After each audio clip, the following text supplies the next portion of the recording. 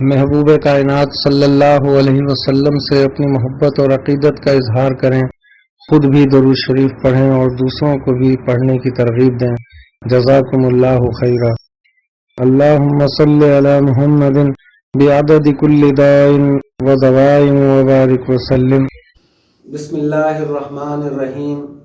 اللہم لک الحمد کما انت اہلہ فصلی علی محمد کما انت اہلہ وافعل بنا ما انت اہلہ فانک انت اہل التقوی واہل المغفرہ۔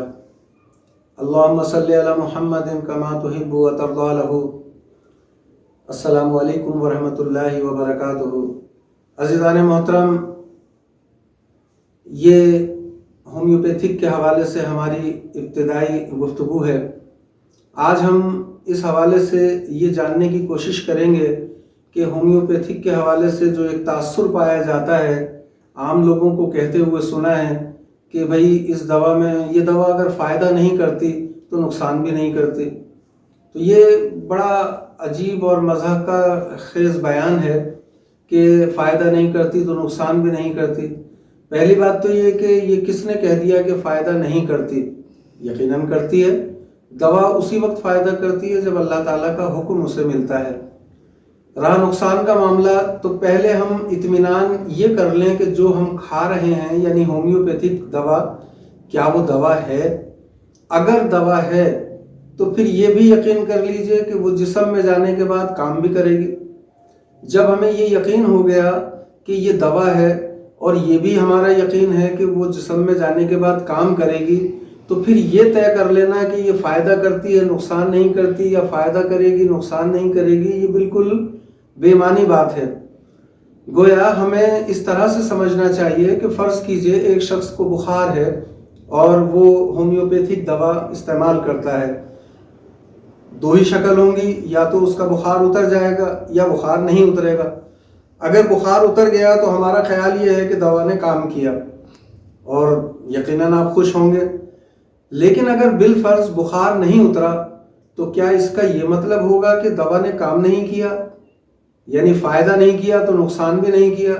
ایسا نہیں ہے، بلکہ اس کا کام اپنی جگہ ہے۔ دوا جب جسم میں گئی ہے اس نے اپنا کام کیا ہے۔ یہ الگ بات ہے کہ وہ کام مثبت شکل میں نہیں ہوا، منفی شکل میں ہوا ہے، یا دوسرے لفظوں میں یوں کہہ لیں کہ اس نے فائدہ نہیں کیا۔ اگر فائدہ کرتی تو بخار اتر جاتا، گویا نقصان کیا ہے۔ اب وہ جو نقصان ہے وہ بنیادی طور پر ہمیں اس لیے نظر نہیں آتا، اس لیے محسوس نہیں ہوتا کہ وہ بہت بڑے پیمانے پر نہیں ہے۔ مثلاً جو ادویات ہم ایلوپیتھک کی استعمال کرتے ہیں اس میں یہ پتہ چلتا ہے کہ جب ریئیکشن ہوتا ہے تو خدا نخواستہ انسانی جان بھی جو ہے وہ چلی جاتی ہے۔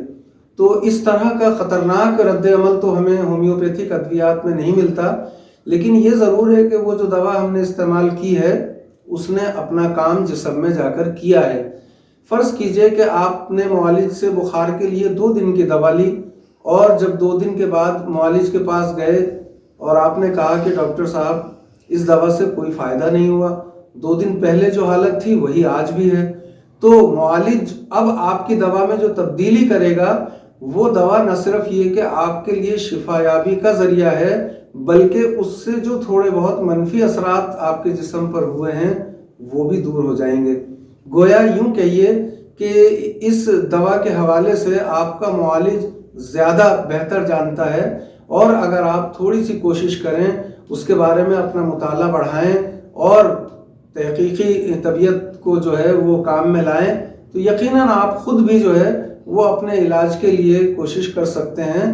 اتنا مشکل کام نہیں ہے یہ کہ آپ جو ہے اسے انجام نہ دے سکیں، لیکن زیادہ بہتر یہ ہے کہ سیلف میڈیکیشن کے بجائے ڈاکٹر ہی سے مشاورت کریں اور اپنا علاج کسی اچھے ڈاکٹر سے کروائیں۔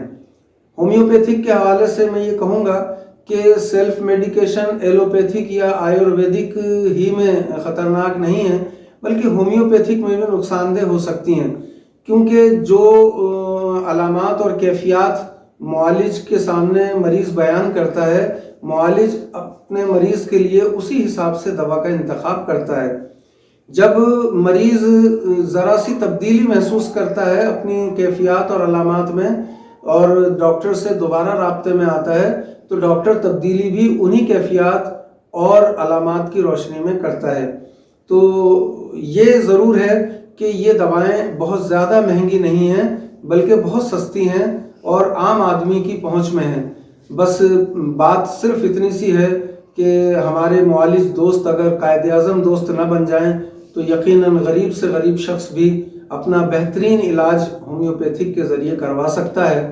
مجھے امید ہے کہ ہومیوپیتھک ڈاکٹر جو ہیں وہ خدمت کے جذبے کو مقدم رکھتے ہوئے عوام الناس کے لیے فلاح اور بہبود کے حوالے سے ذریعہ شفا بنیں گے اور لوگوں کو اس بات کا احساس دلائیں گے کہ ہومیوپیتھک جو ہے وہ بھی ایک مکمل طریقہ علاج ہے اور اس کے ذریعے بھی شفا ممکن ہے۔